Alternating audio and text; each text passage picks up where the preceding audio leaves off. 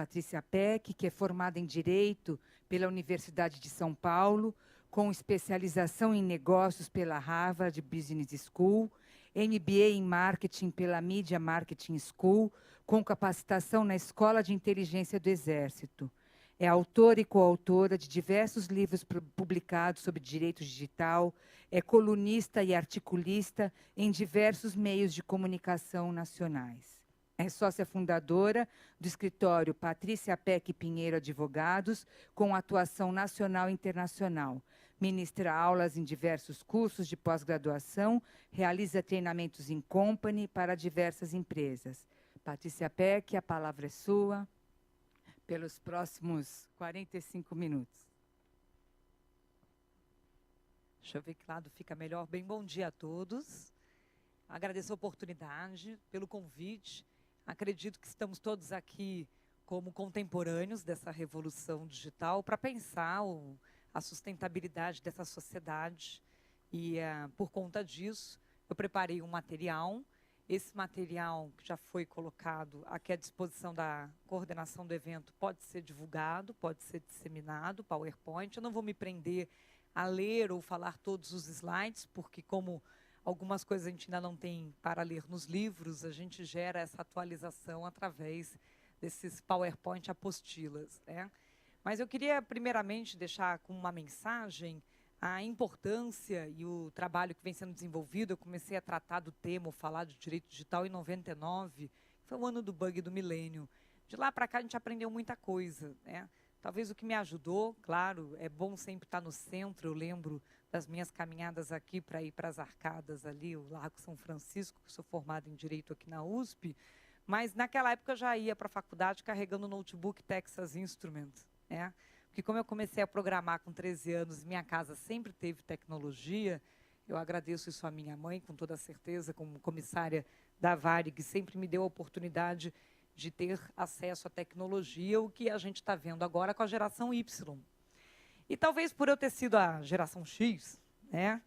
Sou de 75, né? Meu irmão caçula que é Y já, eu tive acesso à tecnologia numa época em que, como muita gente não tinha o mesmo acesso, eu tive tempo de amadurecer, né? Maturidade no uso desse ferramental. E talvez a gente precise, sim, incentivar o uso consciente da tecnologia, incentivar o uso de redes sociais, de colaboração, mas esse crescimento, esse jovem hoje crescendo com todo esse acesso, muitas vezes não está muito bem reforçado nele alguns valores de ética, né, o conhecimento das leis, entendimento de causa e consequência. E, por conta disso, a gente tem feito um trabalho educacional por acreditar que se de pequenininho aprender, né, a não pegar o que não é seu, que a gente costuma dizer, que a gente ouviu, não pega o que não é seu, mas a gente não ouviu, não dê Ctrl+C, Ctrl+V no conteúdo alheio, né? Então, acaba tendo um certo gap, né, uma distância entre minha rotina, minha prática, minha vida digital para aquilo que são valores, ética, legalidade. A maior parte acha que a lei não aplica para a internet, que não tem que ter lei para a internet, a liberdade de expressão exacerbada, coisas que a gente já tinha resolvido muito bem em termos de ordenamento jurídico, com a Constituição, com o Código Civil, né, garantir liberdade de expressão, mas se tiver abuso, responde pelo dano causado, ou seja, existe todo um equilíbrio de forças sobre isso, né?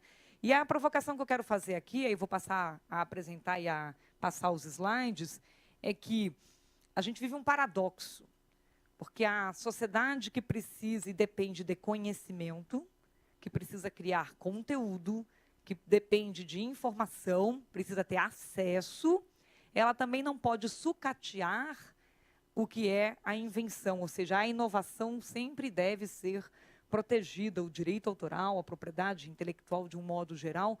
Se todo mundo simplesmente copia e eu não garanto uma proteção ao esforço de quem cria, daqui a pouco a gente acaba canibalizando a própria sociedade do conhecimento. Então, esse termômetro ideal entre o acesso, né, dentro daquilo que foi determinado por quem é o criador daquele conteúdo. Se ele quiser liberar gratuitamente, que o libere. Se ele quiser que faça uso irrestrito, eu acabei de dizer aqui, podem fazer uso do conteúdo, né? Quer dizer, depende da proposta de cada um. O que não dá é dizer, botou na internet, é domínio público direto, e aí todo mundo pode usar de forma generalizada, e a gente acaba perdendo proteções que a gente levou mais de 100 anos para construir, como é a proteção da imagem do indivíduo, né, a vida privada no sentido das informações, entre outros. Então, eu vou falar um pouco, são só 45 minutos, eu vou focar mais em questão de postura em redes sociais, vamos passar um pouquinho esse caminhar para da onde viemos e para onde vamos, porque eu acho que a gente avaliar a história, e hoje em dia, cada vez mais no direito digital, eu pego conceitos do direito e vou lá atrás, aonde isso surgiu na sociedade, porque havia um motivo, né? O direito vem sempre resolver e proteger, dar segurança jurídica às relações sociais. Então, assim como a gente conseguiu lá atrás garantir, por exemplo, a proteção da propriedade privada, e a gente determinou, inclusive, a legítima defesa, né? Quando o Estado não pode lhe socorrer rapidamente, desde que modo proporcional, você pode responder uma ameaça real ou iminente a você ou a terceiro. Quer dizer, a gente garantiu até isso no próprio Código Penal. Imagine, então, quando a gente fala de um ambiente digital em tempo real. Acredito piamente que o processo eletrônico do judiciário vai viabilizar uma justiça mais rápida, e isso vai nos ajudar a atender anseios dessa realidade. E vocês devem ter recebido, talvez, a gente tinha alguns adesivos para distribuir. O Vitor, que está comigo, é sócio lá do escritório, cuida dessa área também, desse assunto. A gente costuma posicionar, não faça justiça com o próprio mouse, né? Porque o que a gente tem visto também dessas novas gerações, desse acesso à tecnologia, é que ele resolve ele mesmo tudo, né? Então, se ele não gosta de uma coisa, vai lá e resolve pela internet, seja isso se tornar depois até uma ofensa ou alguma outra coisa, né? Então, só para complementar, eu deixo aqui no início do material o meu currículo completo. Acho que já coloquei quais são os principais pontos. O começar mexendo com tecnologia me ajudou.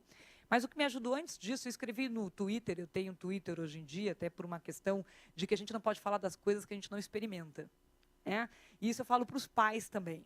Você não pode continuar em 2010 dizendo, sou um pai analógico, né? Porque nós já estamos e já passamos da transição. A gente começou a tornar uma sociedade computacional desde 1957, com a criação do primeiro mainframe, mais ou menos. Então, eu não posso chegar agora e dizer, me recuso a aprender essas coisas. Que eu não gosto de usar é outra coisa, né? Muitas das pessoas sabem fazer uso ou não do fogão, não quer dizer que se torne um excelente cozinheiro, né? Mas acender a chama, mexer numa panela de pressão, entre outras rotinas tecnológicas da casa, pelo menos saber aonde que a coisa funciona assim. E isso eu digo para os juízes hoje. Muitos magistrados que a gente tem tido a oportunidade de trocar práticas, experiências, às vezes eles têm aquele receio, mas eu não faço ideia nem onde que aperta, onde que liga, como é que mexe. Isso tem sido um desafio para os próprios advogados, né? Poxa, eu tenho que digitalizar, vou entrar com habeas corpus, como é que eu faço para conseguir mandar isso tudo para a internet, né? Essa autuação eletrônica dos documentos, e é mais a vontade do aprender. Acho que todo mundo que lida com mudança, que lida com inovação, o maior desafio nosso é que as pessoas gostem de fazer de um jeito novo, às vezes uma coisa que você estava acostumado a fazer de um jeito diferente. Então, a primeira coisa nisso é o processo de experimentação, né? Do tentativa e erro, e, é claro, minimizar riscos relacionados a essa questão. Mas eu disse outro dia no Twitter que eu gosto muito mais de escrever do que de falar. E quando eu falo isso, as pessoas que me conhecem em geral falando nem acreditam, né? A Patrícia fala pelos cotovelos, né? Mas eu escrevo muito mais do que eu falo, né? Com toda certeza. Ainda mais se eu puder contabilizar os mais de 250 e-mails por dia que eu respondo, dá para criar um livro por semana só em respostas de e-mail. Mas, por isso, a gente produz obras. Eu vou sortear esse livrinho, que é um de bolso, né? A gente usa várias linguagens hoje. Tem um grande manual, tem um livrinho de bolso, tem audiobook, tudo para que a gente alcance as pessoas com conhecimento. Isso é uma outra questão da gestão do conhecimento. Ele tem que ser entregue no formato, na roupagem que o usuário quer ver. Até o modelo tradicional de ensino nas escolas e faculdades, do professor apenas na oratória, falando diretamente. Hoje o aluno, a gente dá aula em pós, em faculdade de tecnologia, que os alunos estão todos com computador. Enquanto você fala, está todo mundo digitando. E eu passei isso no Largo São Francisco, na USP, em 94, porque eu era a única pessoa na sala com um computador, com um notebook, e que o professor achava que eu estava fazendo outra coisa, né? E hoje a gente tem esse desafio, quer dizer, essa interação do professor ao mesmo tempo que você está aplicando tecnologia na sala de aula. Então, eu vou colocar aqui, esses slides são só de apresentação, está para ser lançada a 4ª edição, ainda não foi lançada, é só depois de agosto, para quem se interessar. Aqui vem outras obras que nós publicamos. O escritório vem um resumo. Quando eu comecei, o escritório é de 2004, né?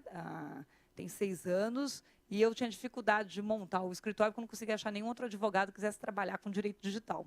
Né? Então, eu tinha um estagiário, que hoje é sócio, que chamava Luiz, mas eu não conseguia criar uma razão jurídica, porque todos meus amigos dizem, mas você vai mexer só com isso? Né? E eu falava, olha como é que eu sou cabeça dura. Eu gosto tanto de tecnologia que eu quero mexer só com isso mesmo. E o direito digital invadiu não só as outras áreas do direito, como ele se tornou o upgrade do direito. O direito aplicado a uma sociedade digital tem civil, criminal, constitucional e todas as demais disciplinas. Fica aqui um pouquinho da imagem aí dos nossos colegas e aqui alguns dos nossos clientes, inclusive do setor público, que a gente apoia nesse pensamento. Esse é o movimento da criança mais segura na internet. Eu tenho aqui a cartilha, né? Depois quem tiver interesse pode retirar conosco, mas esse é o pressuposto. Acessem depois, porque ali tem um material para ensinar desde pequenininho, não passar senha para os outros, saber fazer uma compra segura, ou seja, o processo educacional, quanto mais no início de uso da tecnologia, mais fácil. Nosso desafio hoje nas empresas, eu vou explicar para vocês, a gente tem 5 perfis de usuários usando tecnologia atualmente.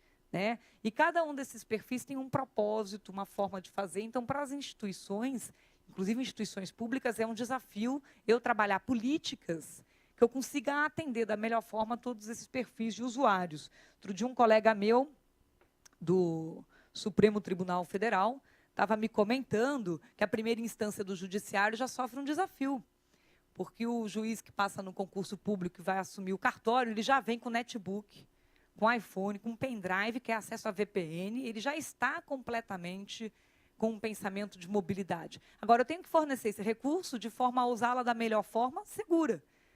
Porque, então, alguma coisa talvez tenha que ser portada criptografada, tem que ter cuidado com aquele tipo de equipamento. Como é que eu garanto o backup da informação, que não esteja criando só na máquina e não está entrando na rede da instituição que deveria. Então, é um processo, de novo, de aprendizado, de usar tudo isso, que ele já aprendeu a usar, mas não necessariamente da forma mais segura. Né?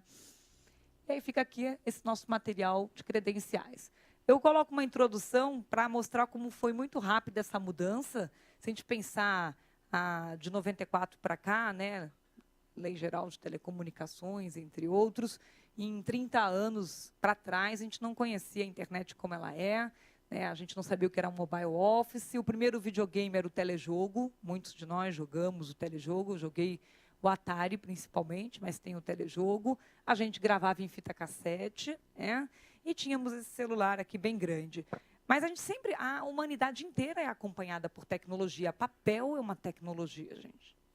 Né? Se você for pensar em termos de inovação, invenção de saltos quânticos da sociedade, você sair daquela sociedade verbal, aquela era mais agrícola, para uma sociedade industrial, com a modernidade do papel, da imprensa, do tipo, da grafia, entre outros, você vê aí saltos numa velocidade muito grande. E a gente tem o costume de se apegar ao aprendizado anterior. Né? Então, somos herdeiros de uma sociedade pós-industrial. Aqui eu botei só um quadro rápido, a gente estava comentando no intervalo aqui anterior. Quem mais se identifica com essas imagens está na geração X ou Baby Boomer. Né? A geração Y não se identifica com essas imagens. Já ouviu falar, mas não lhe diz nada. Ela não vai ter saudade, né, desse tipo de coisa. É só para a gente poder introduzir o assunto. E para nós isso é fundamental, porque a gente está vivendo a terceira revolução. Eu acho que isso que é fundamental em nível de governo e de Estado. Eu não posso negar mudança. Eu tenho que conduzir mudança. Né? E, em cima disso, claro que eu vou conduzir com maior aprendizado e com a maior técnica, melhor técnica, com as melhores práticas possíveis. Mas se eu protegi a terra como principal modelo de riqueza da sociedade agrícola, passei a proteger os bens de produção, capital e trabalho como modelo de riqueza da sociedade industrial, passo a proteger conhecimento como principal modelo de riqueza da sociedade da informação. Né? Então, o direito, ele não deixa de proteger algo que já está protegido no ordenamento jurídico, ele se atualiza. Então, a gente continua até hoje protegendo propriedade privada, continuamos até hoje protegendo uma situação de soberania, fronteira física, subsolo, riquezas minerais, milhas marítimas, entre outros, recursos energéticos, que é o que viabiliza a sociedade industrial, como passamos à discussão da proteção da sociedade do conhecimento, e isso começou a ser mais claro até nos contratos. Os contratos muito mais sendo revistos para incluir cláusula de cessão de direitos autorais, para ficar claro de quem é o conteúdo feito. As mesmas áreas de pessoas dentro das instituições, deixando também anotado cláusula de cessão de uso de imagem. Eu, para usar a imagem, preciso ter uma autorização formal, escrita para o uso da imagem, né? Isso a gente já sabe que é restritivo, tem que estar autorizado previamente. Mas o que a gente tem visto, né? Quem aqui, acho que a maior parte dos presentes, quem já tem filhos, que já tenha te pedido um celular de presente, que você tenha que ter dado um celular para ele, né? E que esse celular já tenha câmera. Quem já deu um celular com câmera, né? E olha que curioso, né? Nós estamos aqui pensando a elite, né, de raciocínio jurídico para uma sociedade do conhecimento, mas em casa, no nosso dever de casa, de ensinar a usar a ferramenta que a gente mesmo dá, que a gente responde, a maior parte esquece de, na hora de entregar o celular para o filho com câmera, dizer: olha, mas meu filho, segundo o artigo 5º, inciso 10 da Constituição Federal, por favor, não tire foto dos outros sem autorização, que mamãe e papai responde isso junto com o artigo 21 do Código Civil. Porque nós não somos educados em conformidade legal, né? Parece que a lei é aquela coisa que está lá, escrita para um juiz ou um advogado ler um dia. E não que ela faz parte, como se fosse algo que tivesse resolvido passar a regra do jogo no jogo. Gosto muito disso no videogame, né? Como que a gente não conhece a regra do jogo? A gente está agora em época de Copa, futebol, todo mundo sabe as regras do futebol. Aí você vai perguntar regras de convivência social, regras de direitos autorais, mas ninguém sabe. E a resposta normalmente é: mas todo mundo faz.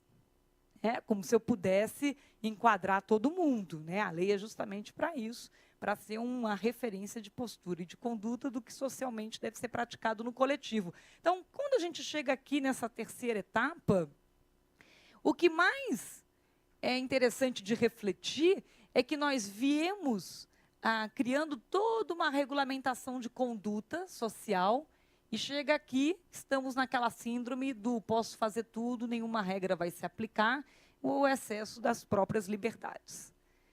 Se for isso o caminho, com toda certeza eu vou ter que mudar a Constituição Federal, não só no Brasil, como em outros países. Mas a gente protegeu a livre iniciativa, a gente protegeu a liberdade de expressão, a gente protegeu tudo com limites, né? Com alguns limites. Então, quando a gente fala em redes sociais, ainda mais no ambiente empresarial, é claro que eu tenho que incentivar o uso consciente. Eu prefiro que aprenda da forma correta, às vezes aprenda no ambiente corporativo, do que ficar solto e aprender de todo jeito e vai fazer igual, né? Um pai e mãe, às vezes, assiste uma palestra nossa em escolas que a gente ministra, e ele diz: meu Deus, vou tirar o computador do quarto. Eu falo: não faça isso. Você tem que frequentar o quarto. Você tem que sentar do lado do computador, visita seu filho e põe um post no blog dele. Oi, mamãe está aqui. Você vai ver só, sai todo mundo correndo do blog. E isso não é falta de liberdade. Está todo mundo ali, você está ali também. Né? É algo que tem que ser muito mais natural. Se você não tiver nos favoritos do seu filho, né? Imagine só, é claro que ele pode preferir perguntar uma coisa para um buscador na internet do que lhe perguntar. Essa vontade de saber e de ter informação vem de muito tempo. Quem aqui tinha pais que conversava só num quarto fechado, que ninguém sabia o que estava acontecendo, sabe que o que a gente tem hoje é uma conquista. Né? Você ter acesso e saber essas informações. Mas você tem que estar convivendo, frequentar isso. Porque senão a sensação que dá, ainda mais dentro das instituições, é que assim, esse lugar aqui não é um lugar legal para trabalhar, não, porque ninguém me entende. Né? E não é isso. Né? Se existe um motivo pelo qual você tem que usar aquele recurso, maravilha. Senão você também vai usar. Agora, uma instituição que monta um Twitter, por exemplo, como é que seus próprios profissionais que trabalham nela não podem ver ela no Twitter de dentro dela? É claro que isso é uma questão hoje crítica. Eu não sei se eu vou dar acesso, talvez não seja recomendável, e o que a gente discute hoje, caso a caso. Depende do perfil da instituição. Preciso dar acesso direto da máquina de cada um, ou vai ter uma máquina como se fosse junto de um café, coletiva, segregada da rede, né, que aquela máquina ali não vai ter problema de contaminações, porque o problema é a pessoa entrar ali e depois dali o que ela pode publicar e assim por diante. Né? Mas fica incoerente eu agir ou estar dentro de um ambiente e eu não ensinar a estar lá também. né? Precisar trabalhar esse ensinamento é essencial, porque a gente está evoluindo. Né? A sociedade evolui, o direito evolui conforme a sociedade evolui, só que a gente não pode se tornar um selvagem cibernético. A gente costuma dizer lá no escritório que a gente não pode voltar para um estado de natureza.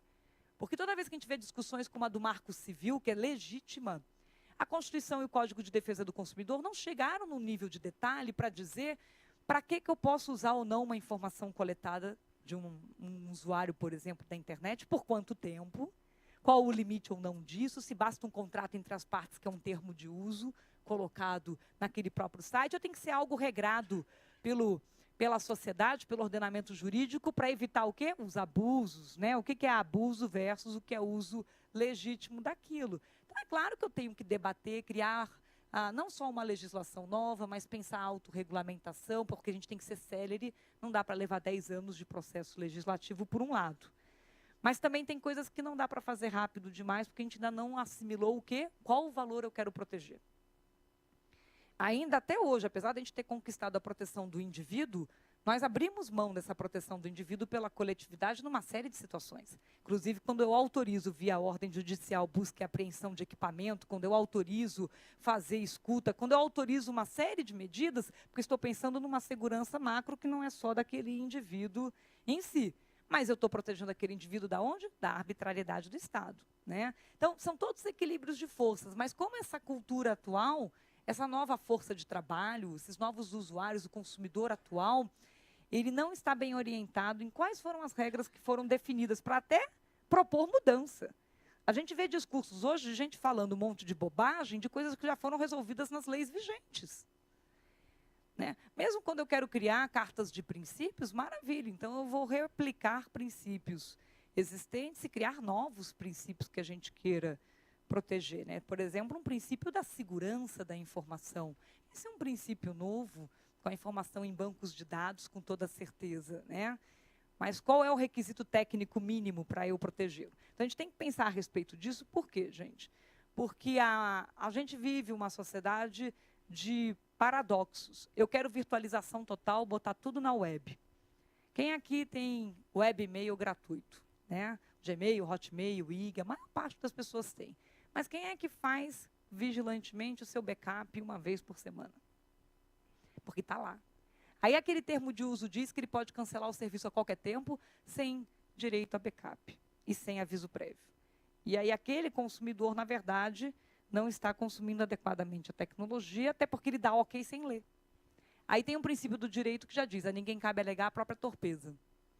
Você deu ok num texto escrito, você é alfabetizado, você é maior capaz, você estava em condições, aquilo está registrado em cartório, colocado no número de registro público de documento, não tem como dizer, eu não sabia, né? E coisas desse tipo. Então, a gente está num processo aí de rever nossas próprias atitudes dentro de uma sociedade de relações não presenciais, testemunhas máquinas, provas eletrônicas, fronteiras de informação e ativos intangíveis. Esse slide eu gosto muito até de colocar em faculdades, porque ele é o oposto completo do slide da sociedade pós-revolução industrial. O slide da pós-revolução industrial, ele envolve relações presenciais, testemunhas, pessoas, provas em papel, fronteiras físicas e ativos tangíveis, que eu aprendi a botar placa de patrimônio. Eu estou simplesmente num cenário completamente diferente do que nós fomos orientados até quando fizemos faculdade a saber conduzir, né, a saber liderar. E aí pego o espelho da própria bandeira de São Paulo, né, o duco ou não duco, quer dizer, eu lidero, não sou liderado, não sou conduzido. Então, para assumir essas rédeas, a gente tem que interpretar qual o efeito disso numa sociedade. Quando a relação é não presencial, primeira questão antiga do direito, como é que eu sei quem está do outro lado? Prova de autoria, identidade digital obrigatória versus anonimato. É uma linha de pensamento, aí eu consigo dizer que vou garantir segurança jurídica. Será que ser anônimo não garante liberdade de expressão? Curioso, senão o artigo 5º da Constituição, inciso 4º, não teria posto junto. Porque eu posso dizer o que eu penso, mas eu respondo pelo que eu disse. É bem resolvido isso do nosso lado. E eu posso fazer denúncia anônima como uma exceção. Mas ainda assim nós vemos a geração nova, nascida depois de 80, geração Y, questiona se o anonimato não devia ser um princípio mais forte de todos. Pessoalmente, talvez eu por ser da geração anterior, apesar de mexer com tecnologia, continuo acreditando, se você estudar praticamente 200 anos de história jurídica, como é importante você não permitir o anonimato absoluto. Ele gera um câncer social, ele estimula a prática de ilícito. Então, claro que numa rede da empresa, eu permito as pessoas acessarem, eu monitoro, e eu tenho guarda de logs, e eu sei quem está acessando o quê, e as pessoas têm cultura de não emprestar senha para ninguém, maravilha. Se acontecer algo errado, quem tiver feito de errado responde pelo que fez. E aí você está bem resolvido. Agora, se eu quero dar acesso irrestrito para as pessoas, para um ambiente de excessos de possibilidades de expressão, não vou saber quem é que está se logando. Pessoas emprestam senha um para o outro. Pode haver até vazamento de uma informação. E eu deixo isso generalizado em todas as máquinas, sem as pessoas terem sido educadas a usar da forma correta, eu acabei de criar um tiro no pé. Né? Porque a gente costuma dizer que os fins não justificam os e-mails. Não é que é por uma boa causa o acesso à rede social que eu vou gerar outros riscos jurídicos se o meu ambiente, se a minha infraestrutura, se a cultura da minha organização e das pessoas, dos meus usuários, não estão preparados para isso. Não quer dizer que eu não crio um plano, quero que eles estejam. É um plano, né? Como a gente vê com a própria normativa aqui do Estado de São Paulo, para que se acesse redes sociais de entidades públicas. Não é que você faz da noite para o dia assim e libera para todo mundo. Eu preciso, no mínimo, orientar, ter uma regra interna sobre postura. A gente gosta muito hoje de falar de códigos de conduta. Porque você fala lei, regra, norma, e postura. Né? Até onde a postura está digitalmente correta, né? Onde estou conseguindo trabalhar da forma adequada. Eu contar minha rotina de trabalho é uma postura que pode pôr em risco sigilo de informações? Sim. Porque hoje a pessoa, quando começa como aprendiz, até mesmo num órgão público, ele está tão feliz, o que ele faz? Tudo que o chefe dele pedir, ele conta na rede social. Nossa, me pediu um negócio super importante, confidencial, para fazer para o cliente tal, e vai botando. Ele ainda diz assim, gente, estamos com uma vulnerabilidade na porta tal da rede, quem souber me diz como é que resolve. Se você conversar com ele, vai dizer, mas foi por uma boa causa, estou tentando resolver o problema. Né? Então, é muito mais um ensinamento de postura, é comportamental sim, porque as leis, a maior parte, já vão abranger. A gente fez até uma tabela, vocês vão gostar das tabelas, porque elas mostram as condutas digitais já aplicando as leis vigentes. Né? Então, estar online hoje, para qualquer instituição, tá 24/7, isso é até um desafio, né, para todo o varejo virtual, para as instituições públicas com governo eletrônico, com IGOV, acessível, acessado de todo lugar, a todo tempo. Aí vai para aqueles contratos de disponibilidade, poxa, se sair do ar, o cidadão deixa de ser atendido, e aí? Como é que é a minha responsabilidade objetiva com relação a isso? Né, de eu estar fora do ar por um terceiro de telecom, de energia, né, ou de tecnologia, que são os 3 insumos fundamentais. Eu posso ser acessado de qualquer lugar, estou sujeito a pessoas em ordenamentos jurídicos distintos. O nosso site do Movimento da Criança é acessado por 16 países diferentes. Impressionante. Mesmo estando em português, até por brasileiros que residem nesses demais países. Né? Do próprio escritório também, só que a gente já tem espanhol e inglês. Mas isso significa que você está multicultural. Né? Seus clientes, os concorrentes estão a um clique de distância e o próprio usuário, o consumidor é mais informado. Isso aqui, gente, afeta a nossa vida de uma maneira, sabe por quê? Nós vivemos a sociedade por escrito. Talvez, estava comentando que o ser humano não ficou malzinho da noite para o dia. Não é agora que alguém xinga outra pessoa. Não é agora que alguém vaza uma informação. Mas agora, a gente com as testemunhas máquinas, por ter mais rastreabilidade, a gente sabe o que está acontecendo. E o problema em gestão, em governança, é que a partir do momento da ciência eu tenho que tomar uma atitude. Então, por isso eu invisto em prevenção para que não aconteça, mas tomando ciência, né, a gente costuma dizer outra frase, quem cala consente digitalmente. Né? Então, a pessoa estar ciente e nada estar fazendo, mesmo quando ela participa de uma comunidade ofensiva, que passa a fazer prática de racismo, e ela está ali junto, ela é participante. Qual é a distância dela estar ali numa negligência calada, né? Até mesmo uma coparticipação, ou um conluio, ou não. Poxa, um dia eu me acionei nisso e pronto. Né? A gente acabou de ver um caso recente de funcionários de uma instituição participando no LinkedIn, que uma pessoa saiu daquela empresa e acionou todos os demais da empresa a saírem de lá também, através do LinkedIn e pedir informações a respeito do que estava acontecendo. A culpa é da ferramenta tecnológica? Não, é que hoje ela te mostra o que está acontecendo. Ela dá muito mais visibilidade e transparência. Então, a gente vive a sociedade escrita e transparente.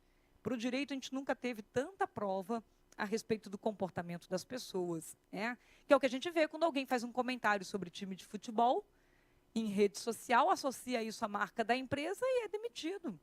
E o direito vai garantir a demissão por justa causa por conta daquilo, porque a forma como aconteceu, a lei aplica diretamente, mas o ideal era não ter acontecido, né? Será que falta orientação ou é porque a pessoa mesmo acorda um dia e diz, vou botar tudo na web e pronto, né? Agora, a empresa tomando conhecimento não vai fazer nada? Então, por isso que é algo que a gente tem que harmonizar, porque a gente tem sim, não tem como evitar, as redes sociais estão aí, elas vão ser utilizadas. Mas essa pessoa hoje, esse usuário desses dispositivos, ele tem uma dependência de usar. A gente fez um trabalho com uma agência de publicidade que houve um incidente de vazamento de informação de uma ação de comunicação. Parou na web 3 meses antes daquele produto ser lançado no mercado, ou seja, até aquele momento ele era segredo industrial, muito bem protegido em lei e contrato. Vazou na web. A agência da noite para o dia resolveu fazer o quê? Tirar todos os comunicadores instantâneos das máquinas, que então era a rotina dos profissionais fazerem uso. Mas ela não explicou o porquê, ela não fez um trabalho educacional a respeito daquilo, e no dia seguinte de ter retirado, 4 duplas de criação das mais importantes pediram demissão. Ou seja, ela teve perda de talentos, porque não fazendo da forma correta, a pessoa disse, sem isso eu não consigo trabalhar. E às vezes para outra pessoa que define essa regra, ela não consegue entender como é que você não consegue trabalhar. Nós que somos pais, tem pais aqui que se no final de semana sair do ar a internet de casa, banda larga, seu filho, ao redor de 10 anos, já vira para você e diz, tenho nada para fazer. Porque não tem internet, não tem nada para fazer. É claro que a gente, como gestor, como quem conduz, como quem lidera com mais maturidade, com mais amadurecimento, mais tempo de vida, tem que entender o porquê que aquilo é tão importante para aquela pessoa, aquele grau de dependência, né? Nós mesmos que ainda uso muito e-mail, né? Por isso sou geração X, a Y não usa mais. Mas ela corre mais risco de vazamento de informação? Corre. Não tanto ou mais do que aqueles que usam e-mail e mandam e-mail para a pessoa errada. Também tem, até hoje, né?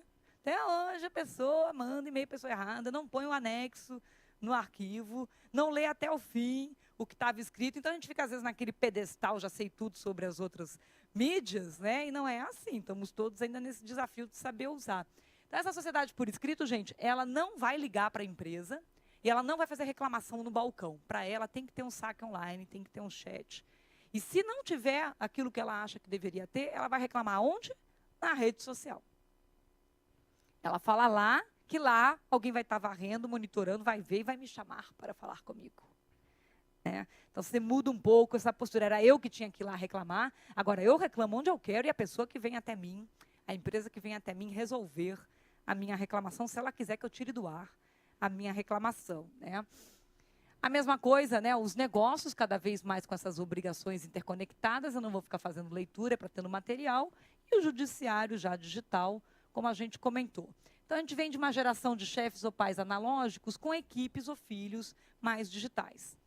E eu não posso dizer que isso não seja muito diferente do que a geração anterior com relação ao desafio da geração pós-industrial com carro, com telefone fixo em casa, que você tem que ensinar a não passar informação no telefone sem saber quem está do outro lado. Até hoje a gente tem desafio. Dirija com atenção, põe o cinto de segurança. É uma máquina individual de impacto coletivo e lá vai. A pessoa bebe, a pessoa não põe o cinto, a pessoa ainda gera danos a terceiros. E há quanto tempo nós ensinamos e damos uma carteira de habilitação para a pessoa operar a máquina carro? A gente nem dá carteira de habilitação para operar a máquina computador, e cujo nível de impacto é tanto mais do que os carros. Então, é um processo educacional, é para inserir nas escolas, na grade, com toda a certeza, do ensino fundamental e do ensino médio, porque nós precisamos orientar sobre essa cidadania e ética digital com toda a certeza, porque a ética é anterior à lei. Valores são anteriores à lei. Aí eu construo leis para proteger eles.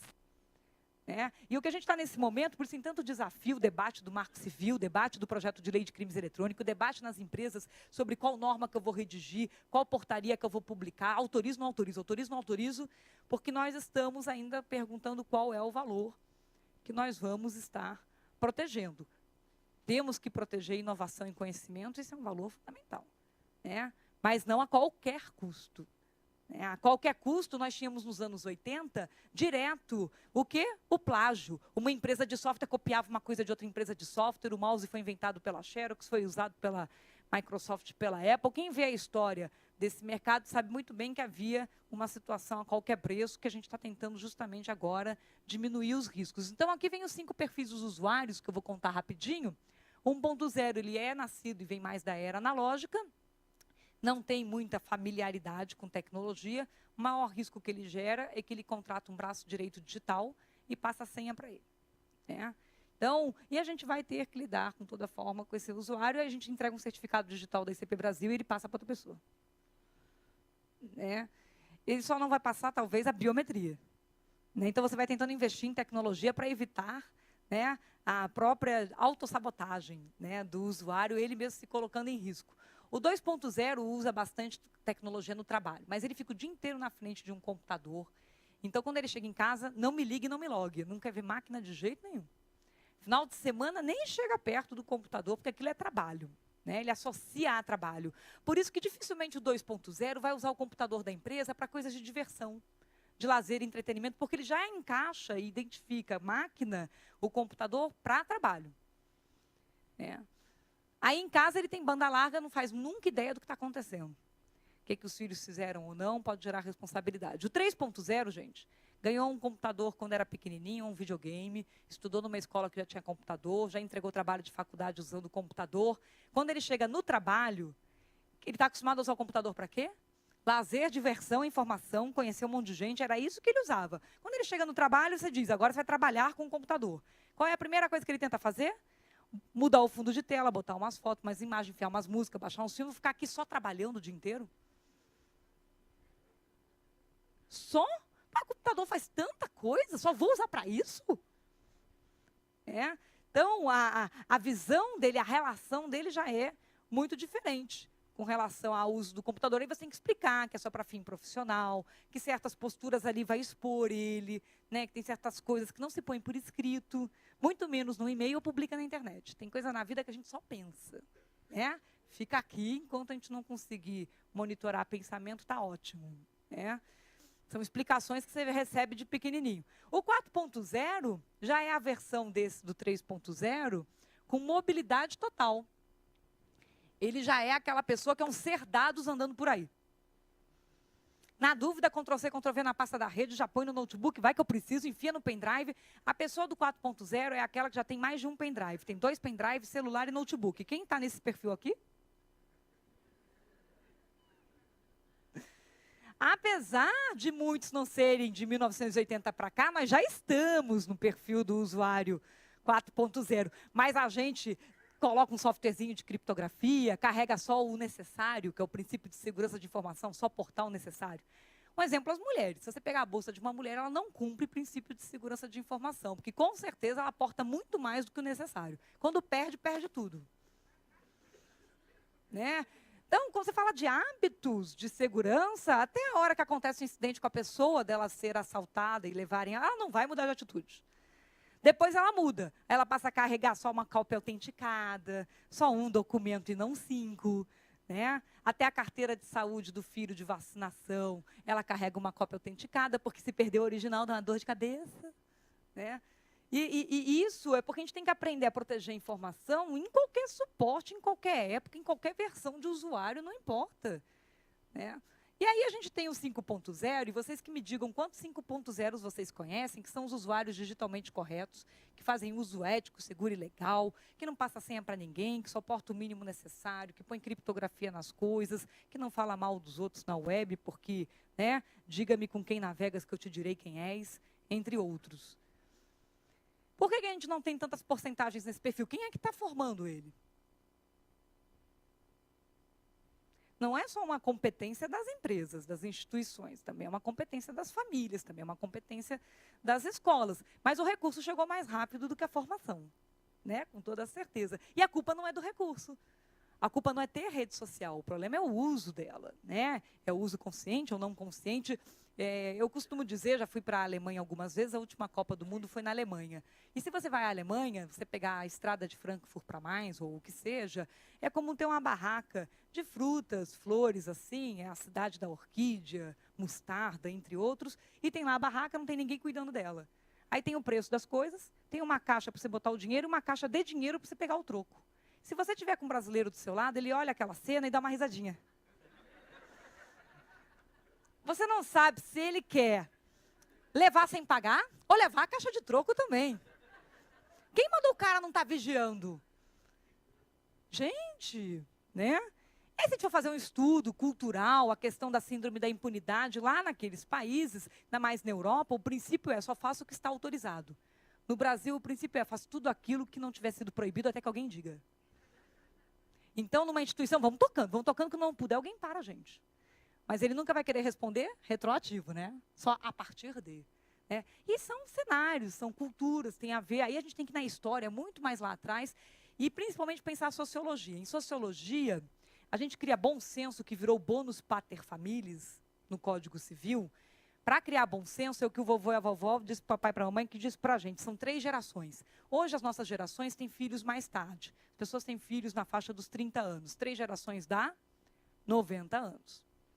Então, para você dizer, já existe bom senso de uso de ferramenta tecnológica incutida no DNA das pessoas, que não preciso dizer nada, ela já sabe? A gente nem começou a conta dos 90 anos. Né? Claro que talvez com a sociedade da informação mais acelerada, reduza de 90 para 10, mas com toda certeza, a gente tem que ter virado vovô digital, com filho digital, com neto digital, para essa conta realmente funcionar. Então, aqui vai uma reflexão. Eu dar a rede social de dentro de uma instituição, sem ter um bom perfil de usuário 5.0, é a conta de risco que eu faço. Posso conceder para quem eu já entendo esse perfil, posso conceder por alçada e poder, e acima de tudo, mesmo que eu não conceda, ele está lá. Então, independente dele acessar com o recurso da instituição, eu vou ter que orientá-lo do mesmo jeito, porque ele pode acessar com recurso próprio. Né? Então, por isso que a gente tem visto problemas aí com a imagem das pessoas e das empresas sendo cada vez mais expostas. Né? A gente acaba tendo que ter essas regras mais claras, guardar as provas. Eu não vou fazer a leitura, eu vou passar rapidamente para mostrar esse trechinho. Isso aqui é uma charge dos malvados, para quem conhece, que eu acho muito interessante. Ela trata dos 2 crimes mais recorrentes da sociedade do conhecimento. No primeiro quadro, o que ele diz? Fiz um belo texto de cultura e educação, vou botar na internet assinado pelo Saramago. Ou seja, ele está literalmente praticando falsa identidade, falsidade ideológica, ele está tomando proveito de uma reputação de alguém para assinar algo. Isso acontece nos e-mails de phishing, isso acontece nas redes sociais, no fake, alguém cria um blog dizendo que é fulano. Né? Hoje tem pessoas que sofrem com isso. A gente já viu banda de música em que uma pessoa criou no comunicador instantâneo a pessoa que seria o vocalista daquela banda, e aí passou a sediar uma série de fãs, e ele recebeu um processo, uma intimação, por uma postura como se fosse pedófilo, e ele disse, mas não era eu. Quer dizer, fica também na sociedade do conhecimento uma situação de como é que eu provo que eu sou eu? Porque eu não sou o outro eu que está dizendo que sou eu por aí. Isso tem a ver até com a indústria de informação, que a gente sempre pensou que a credibilidade da matéria, do conteúdo, fosse separar o joio do trigo. E as pessoas hoje não estão buscando esse nível de qualidade, elas acreditam em tudo que elas veem na internet. Mesmo um boato e passa para frente. Então, é uma conduta irresponsável. Irresponsável. A gente tem que usar a ferramenta tecnológica com responsabilidade. No segundo quadro, o que ele diz? Ótimo texto do Saramago, vou repassar dizendo que foi eu que escrevi. Que é o plágio. Tem sido muito comum em empresas que focam em inovação e gestão de conhecimento, e a gente tem feito trabalhos assim, a gente faz uma análise da base de dados de conhecimento, e você começa a identificar plágio. Seu próprio colaborador que disse que fez aquilo, não fez. Porque ele nasceu na era do copia e cola, que ninguém disse, não pega o que não é seu, não dê Ctrl+C, Ctrl+V no conteúdo alheio. Para resolver, poxa, aquele texto é muito melhor que o meu. Ele põe lá e diz que foi ele. Aí a instituição bota a chancela, a marca da instituição e pronto. Então, você tem que educar de pequenininho. As escolas, quanta criança com dificuldade de fazer dever de casa, porque ela não escreve seus textos originais. Não consegue escrever. Não consegue escrever. Então, é claro que a gente tem que acessar, tem que usar e tudo, mas, gente, você tem que continuar ensinando as pessoas a escrever, a fazer uma redação. Por mais que a redação tenha virado 140 caracteres, mas seja original dos 140 caracteres. Né? Se você pegar os 140 caracteres de outra pessoa, cita a fonte. Então, você tem que encurtar para poder citar a fonte. Né? Então, aqui fica essa questão que a gente colocou. Repito, culpa não é da tecnologia, a gente não pode cortar o uso dela. Porque a gente só vai aprender usando muito e usando de forma consciente. Mas tem que ensinar qual é o jeito certo. É cartilha orientativa de postura, porque a maior parte das pessoas fala assim, Patrícia, eu vou ter que escrever tudo isso, mas já não está nas leis?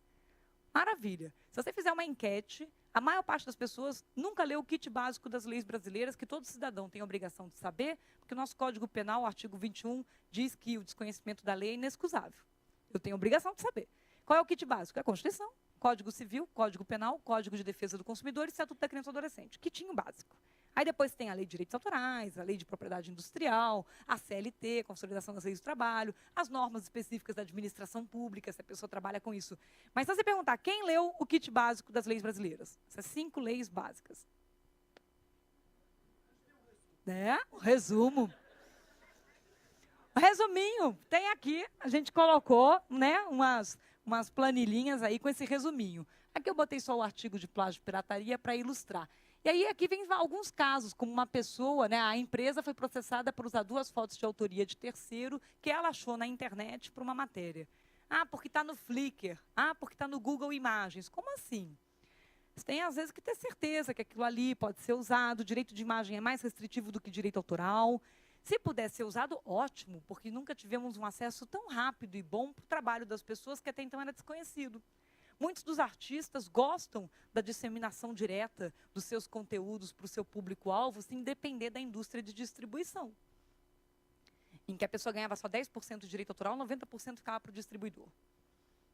É claro que a gente melhorou essa equação, mas que eu corro o risco das pessoas ficarem copiando, entre outros, sim, por isso que agora a gente está com a discussão da nova lei de direitos autorais, das melhorias para essa lei, do fair use, do uso social dos direitos autorais, entre outros. Né? Aqui está só os artigos da imagem, só para a gente deixar claro, né? Eu já mencionei, só para ficar no material. E aí as redes sociais, gente, por conta de não termos e não temos ensino de leis no ensino fundamental e médio. A gente não tem o ensino das regras do jogo de pequenininho, não tem. As famílias não falam disso dentro de casa. Está todo mundo muito ocupado, chega tarde em casa, a criança já passou o dia inteiro na escolinha, com a babá e o filho, tá? Então, imagina, as pessoas nem fazem mais as refeições juntas, a família se alterou consideravelmente, tem coisas para melhor, tem outras que a gente perdeu. Vocês vão ver que a gente tem um artigo, até na cartilha da criança, que muitos pais deviam conhecer e prender na geladeira. A geladeira se tornou um instrumento de maior democracia de informação da casa. Se quer que alguém veja alguma coisa, você prega na geladeira. Né? Porque, com certeza, é um local recorrente dos usuários ainda que não recebem alimentos via web. Né? É o único momento que ele se desconecta do computador do quarto na hora que vai pegar alguma coisa na geladeira, porque não levanta nem para atender o telefone, né? Que é assim que está a rotina dentro de uma casa. Que é aquele artigo famoso, 1634 do Código Civil, inciso 7, que diz que os nossos filhos têm a obrigação de nos obedecer, nos respeitar e realizar servicinhos domésticos de acordo com a sua idade.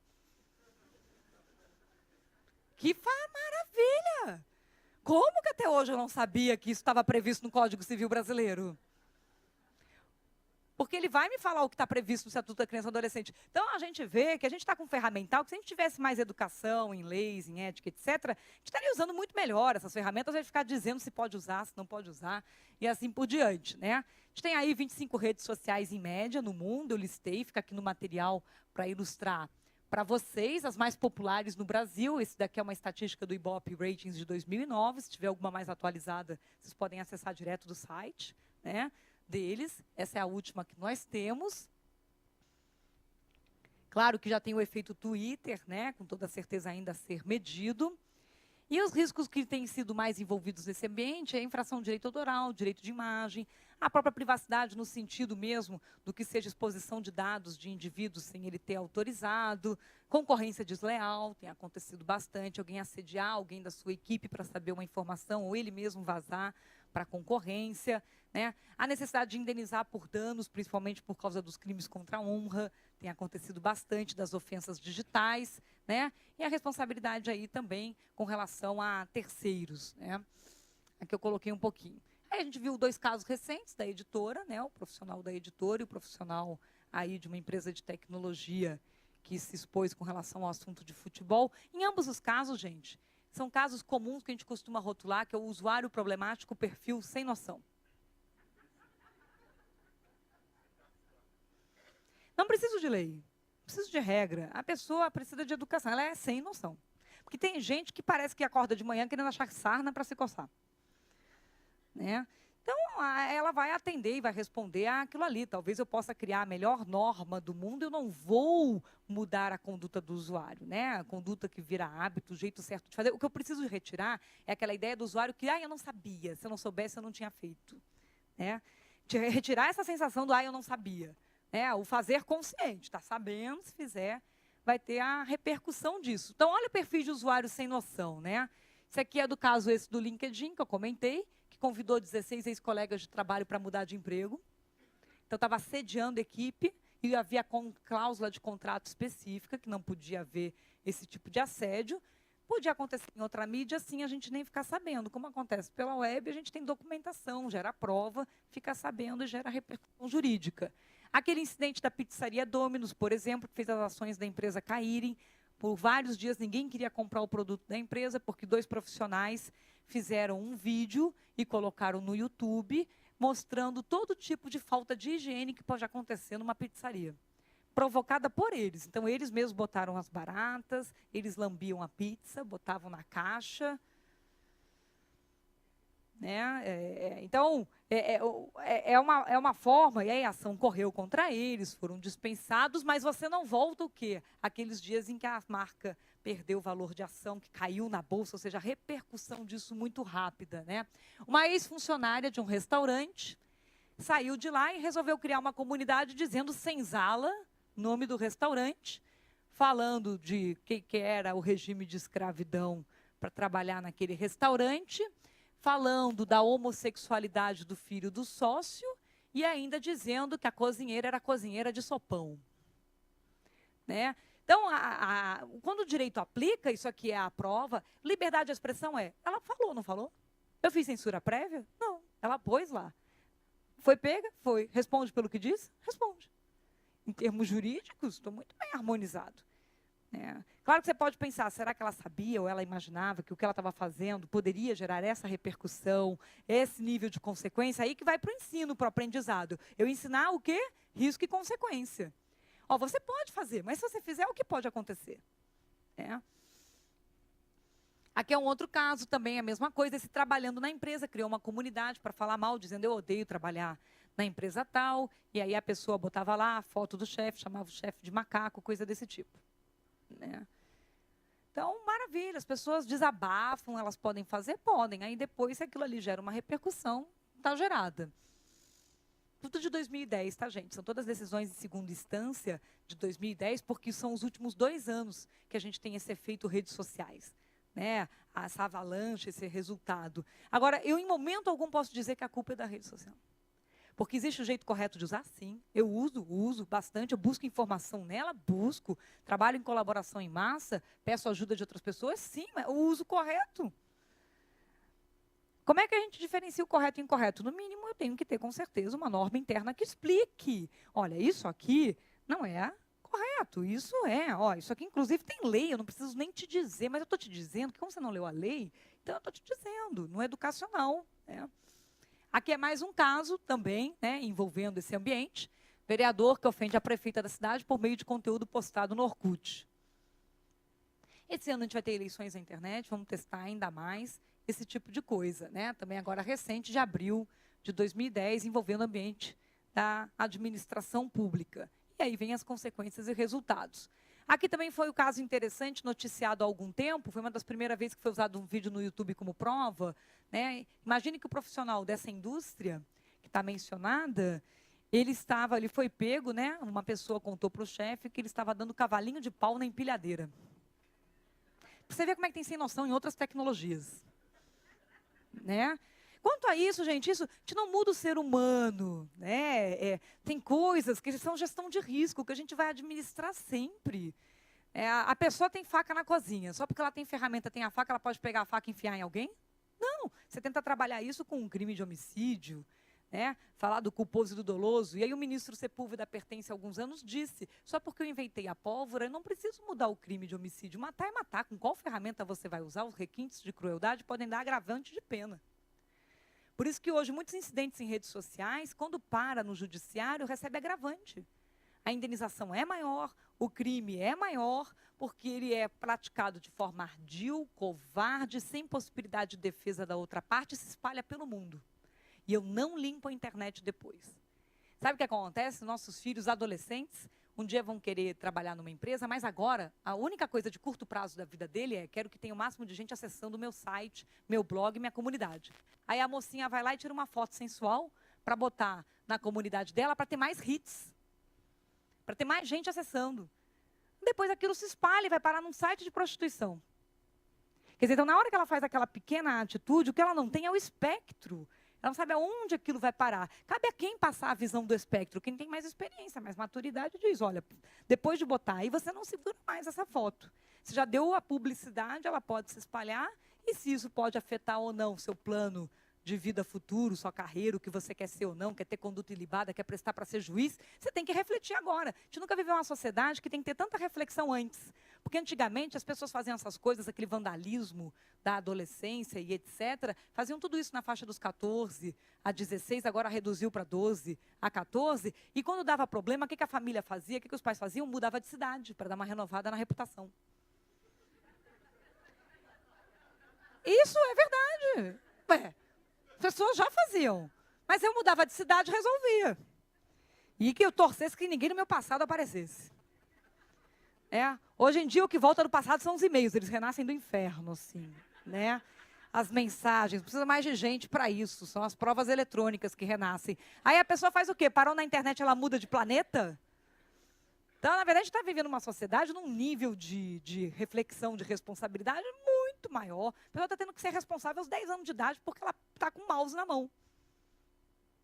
O que eu pensava só aos 18 quando eu dava o carro. Só para dar um exemplo, né?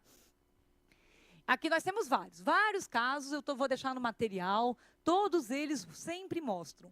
Na maior parte das situações, as pessoas estão num excesso de inocência, de desconhecimento das regras do jogo, de falta de educação, e a culpa não é da ferramenta, mas a ferramenta gera prova suficiente para ela pagar depois pelos seus atos, e é isso que a gente começa a sentir quase como sendo uma responsabilidade em tempo real. Se ela usar a ferramenta da empresa, a empresa responde pela má conduta do seu funcionário no uso da sua ferramenta perante terceiros. Por isso, as instituições têm receio de dar as ferramentas sem antes as pessoas estarem educadas suficientemente, porque o que ela fizer de errado ali, até no e-mail corporativo, @nome da instituição, a instituição responde.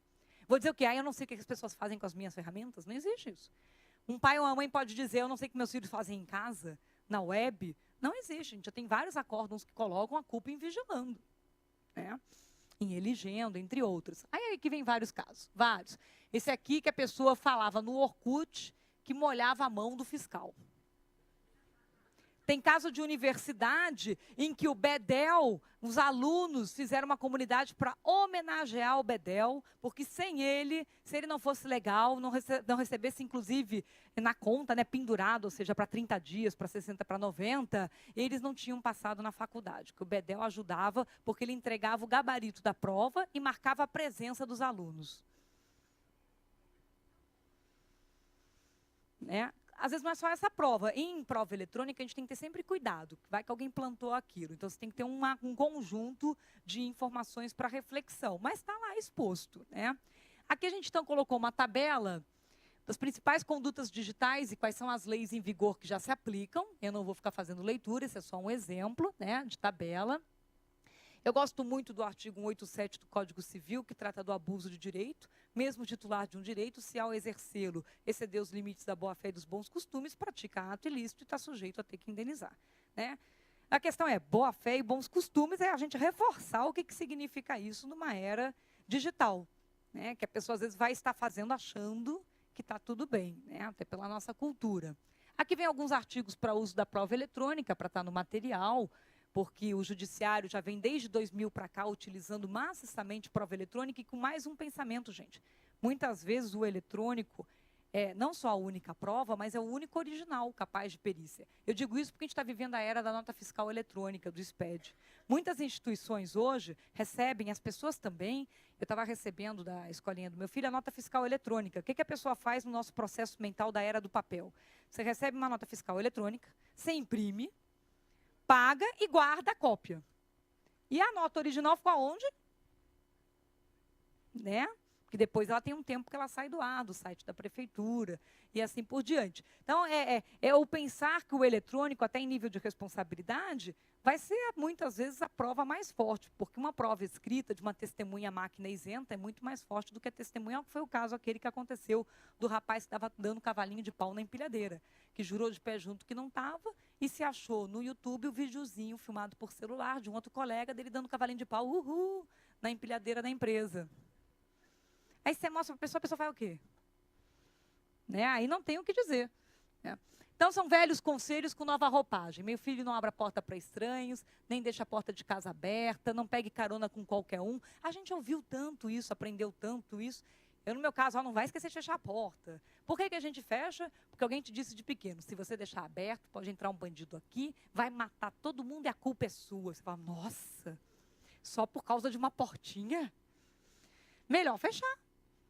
É a sensação, é sempre custo-benefício, risco-consequência. Atravessar na faixa ou fora da faixa, botar o cinto ou não botar o cinto. Ter antivírus ou não ter antivírus. Quer dizer, são os mesmos princípios educacionais. E agora você tem, e não abre e-mail de estranhos, cuidado com quem você vai adicionar no seu comunicador instantâneo, né? Cuidado para não participar de comunidades ofensivas, diga-me com quem navegas que eu te direi quem és. Então, é essa nova roupagem fundamental para a gente poder estar ensinando. A gente vive uma sociedade muito mais bem documentada. E é por isso que nós estamos nessa sensação de sofrimento. Né?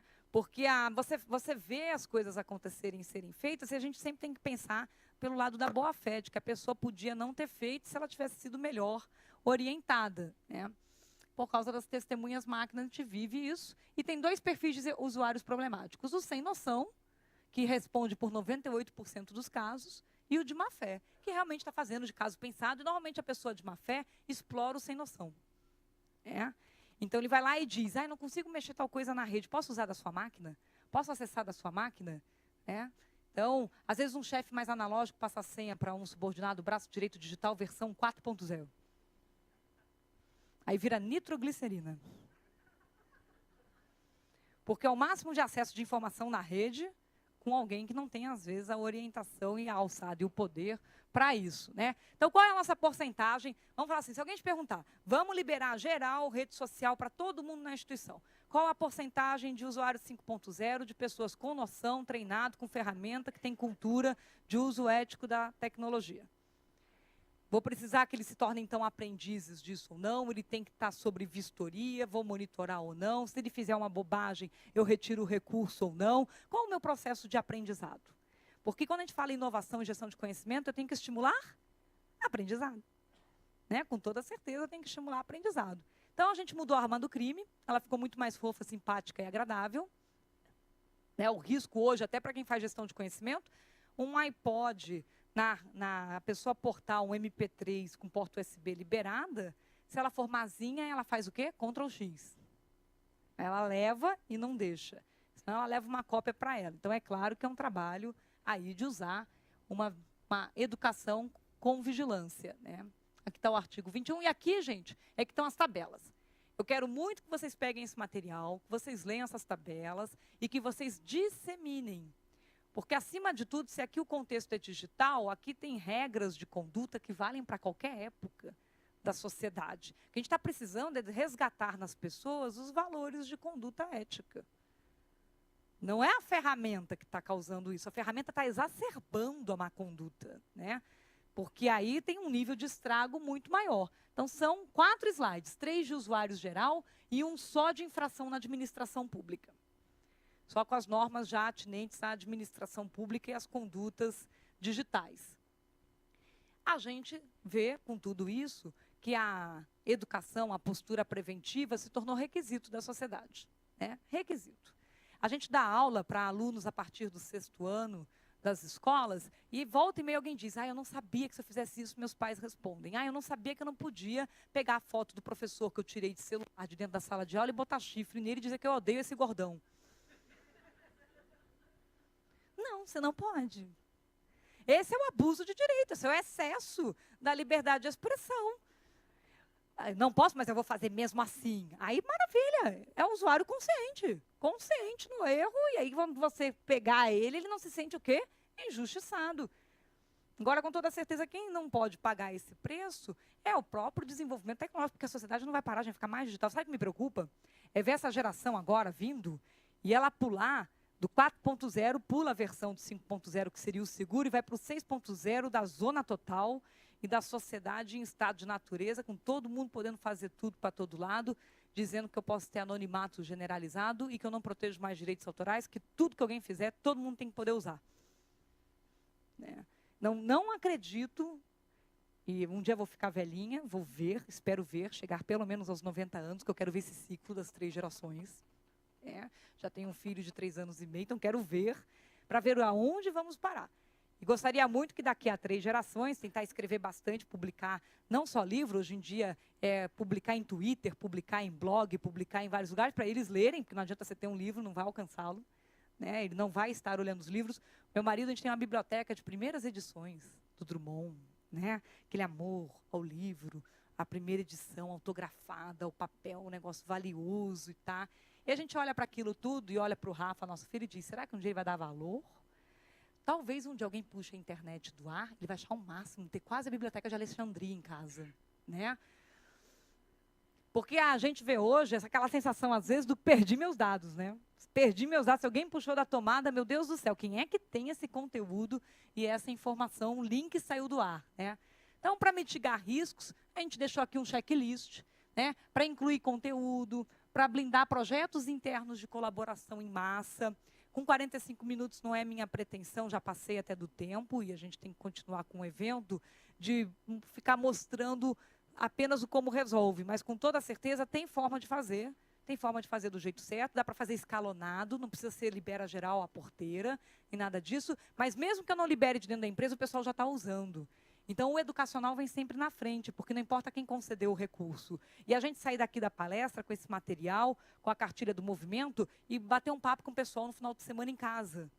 Porque não custa nada. Sentar do lado, manda um post para o seu filho, né? Entre outros. Isso faz parte, a gente tem que sair daqui com uma chamada para responsabilidade.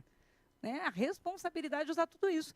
Para um checklist para o colaborador, como é que ele inclui conteúdo em rede social sem risco, né? Aqui o CNJ já usando o Twitter, só para mostrar uma forma ótima de ser feito o uso, e a própria resolução aqui, né, do ano passado, para acesso à rede paulista de inovação, uso e incentivo de rede social. Sou completamente favorável, desde que com orientação e vigilância.